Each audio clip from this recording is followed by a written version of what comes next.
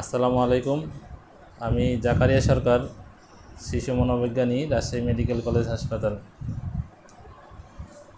আমি এখন আছি আমার চেম্বারে, জামান প্যাথোলজি অ্যান্ড কাউন্সিলিং সেন্টারে। তো আমি একটা জিনিস সবার সাথে শেয়ার করার জন্য আজকে ভিডিওটাই করতেছি। সে বিষয়টা হলো, আমি পরপর গত 2 দিনে 2টা বাচ্চাকে দেখলাম। একটা বাচ্চার বয়স 14 বছর, ক্লাস 7 বা 8-এ পড়ে। একটা বাচ্চার বয়স হলো 16 বছর, ক্লাস 10-এ পড়ে। তো দুইজনের ক্ষেত্রে সমস্যা হলো যে তারা কোনো কাজ করতে চায় না, কোনো কিছুতে তারা আগ্রহ নাই। কোনো বিশেষ করে পড়ালেখা, খাওয়া দাওয়া, গোসল করা, ব্রাশ করা,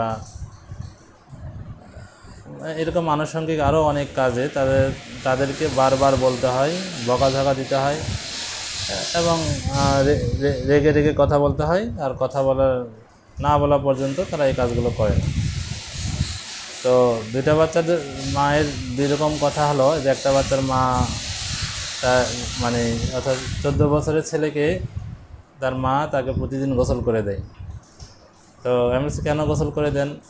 তো গোসল করে দেয় এই জন্য যে তাকে সে যদি তার মা গোসল করে না দেয় তো কখনোই সে গোসল করবে না। আর 16 বছরের বাচ্চার মায়ের কথা হলো যে 16 বছরের এই ছেলেকে যদি মা খাওয়াই দেয়, যদি তার মা খাওয়াই না দেয় তো তাহলে সে সারাদিন না খেয়ে থাকবে এবং সে আর খাবেই না, এবং না খেয়ে সে অসুস্থ হয়ে যাবে। তো এই হলো অবস্থা, বা এই হলো অবস্থায় যখন আরও বিশ্লেষণ করে দেখা যায় যে আসলে প্রত্যেকটা কাজই তারা করতে চায় না এবং বাবা মায়ের প্রেশার দিয়ে তাদেরকে করতে হয়। স্কুলে যাওয়া, রেডি হওয়া, প্রস্তুত হওয়া, ক্লাস করা, খেলাধুলা করা, কোনো কাজে তাদের কোনো আগ্রহ নাই। তারা সব সময় কি বলবো যে এটা একটা খুব একটা কঠিন অবস্থা। তো এখন এর প্রেক্ষিতে আমি বাবা মার সাথে কথা বললাম, একই সাথে আলাদা করে এই বাচ্চাদের সাথে কথা বললাম। তো যে বোঝার চেষ্টা করলাম আসলে ব্যাপারটা কি। 2টা ছেলেই যথেষ্ট বুদ্ধিমান এবং তারা বুদ্ধিজ্ঞান রাখে।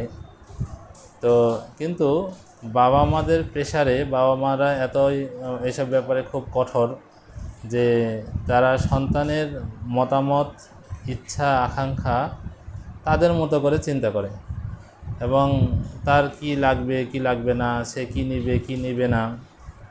তো এটা বাবা মাদের সিদ্ধান্ত। এখানে তো সন্তানের চাওয়া পাওয়া, আশা আকাঙ্ক্ষা এগুলো খুব একটা গুরুত্ব পায় না। তো না পেতে তারা এমন অবস্থা দাঁড়িয়েছে যে তারা আর কোনো কিছুতে আশা আকাঙ্ক্ষা করবে না, তারা আর কোনো কিছু স্বপ্ন দেখবে না বা দেখে না। তারা যা কিছু করে তার বাবা মা যদি বলে করবে, আর না বলে করবে না। তো এখানে সবচেয়ে গুরুত্বপূর্ণ বিষয় হলো যে বাবা মাদের কাছে আমার এই মেসেজ যে আসলে আপনারা আপনার সন্তানদের ইচ্ছাকে, পছন্দগুলোকে মেরে ফেলে দিয়েন না। তাদের তাদেরও কিছু পছন্দ আছে, তাদেরও কিছু প্ল্যান আছে, তাদের কিছু করতে ইচ্ছা করে, স্বাদ আহ্লাদ আছে, শখ আছে, এবং সেগুলো শখগুলোকে একেবারেই পুরোটাই ভিনিশ করে দিয়েন না। ভিনিশ করে দিলে তারা অকর্মা হয়ে যাবে, তাদের কোনো কাজে তারা কোনো এনার্জি পাবে না, মোটিভেশন পাবে না, এবং তারা স্বপ্ন দেখা শিখবে না। আপনি বাবা মা হিসেবে আপনার সন্তানদেরকে স্বপ্ন দেখা শিখান। স্বপ্ন যত বেশি দেখবে, যত বেশি আপনার বাচ্চা স্বপ্ন দেখবে, আশা করবে, ভবিষ্যতে সে কী করবে কী করবে না, এগুলোর ব্যাপারে যত বেশি তার ইচ্ছা আকাঙ্ক্ষা তীব্র হবে এবং তার কর্মস্পৃহা বাড়বে। আর যদি আশা আকাঙ্ক্ষা কোনো কিছুই যদি তার মধ্যে তৈরি না হয়, তাহলে কেন সে কাজ করবে বা কেন চেষ্টা করবে, কেন সে ভালোর দিকে আগাবে? কোনো কিছুই করবে না, এবং এগুলো নিয়ে সন্তান বড় হবে এবং আপনাদের টেনশনগুলো বাড়বে। এজন্য সন্তানের ব্যাপারে যে পছন্দ করতে পারে তাকে আপনি স্বাধীনতা দেন। এইসব কথা বলতে বলতে একটা মা বলতেছিল যে এরকম যে আসলে আগে সব কিছু করে দেওয়া যাবে না।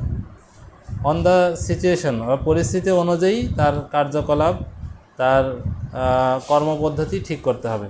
আপনি আগে আগে সব করে দিবেন, আপনি আগে আগেই সব বুঝে যাবেন, ওকে বুঝতে দিবেন না, তাহলে তো বুঝটা তো সে পেল না।